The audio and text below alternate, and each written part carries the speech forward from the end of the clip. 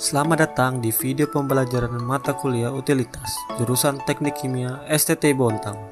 Saya, Alif Nur Muhammad, akan menjelaskan teknologi yang dapat menjadi solusi bagi krisis air bersih global, yaitu solar desalination, pemanfaatan energi surya untuk penyulingan air laut. Desalination atau penyulingan air adalah proses menghilangkan garam dan mineral lainnya dari air laut untuk menghasilkan air bersih yang dapat digunakan. Proses ini sangat penting karena lebih dari 97,5% air di bumi adalah air asin, sementara hanya 2,5% yang berupa air tawar. Oleh karena itu, desalination menjadi solusi cara untuk menyediakan air bersih di wilayah-wilayah yang kekurangan sumber air tawar. Bagaimana sih cara kerja dari solar desalination? Berikut adalah prinsip kerjanya secara sederhana. Air laut dipanaskan menggunakan energi matahari, lalu terjadi kondensasi dari uap air yang dipanaskan.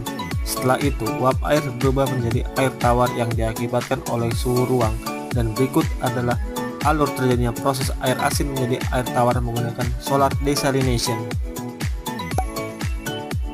Ini adalah contoh dari salah satu bentuk solar desalination.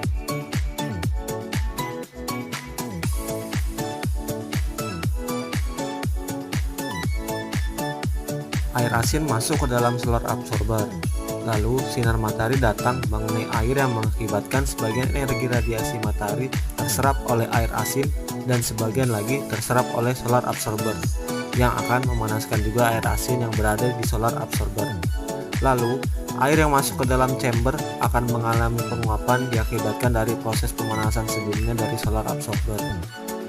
Uap air akan bergerak naik ke atas hingga mengenai kaca bagian dalam chamber dan akan terjadi perbedaan temperatur yang cukup tinggi sehingga akan terjadinya pelepasan kalor uap air menjadi binti-binti air dan akan jatuh ke dalam saluran air bersih yang akan menuju ke penampungan air, dan sisa-sisa air asin yang tidak ikut menguap akan di-drain keluar dari dalam chamber.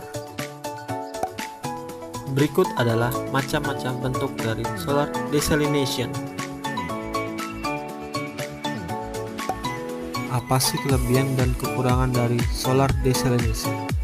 Salah satu kelebihan utama solar desalination adalah biaya operasionalnya yang rendah setelah instalasi.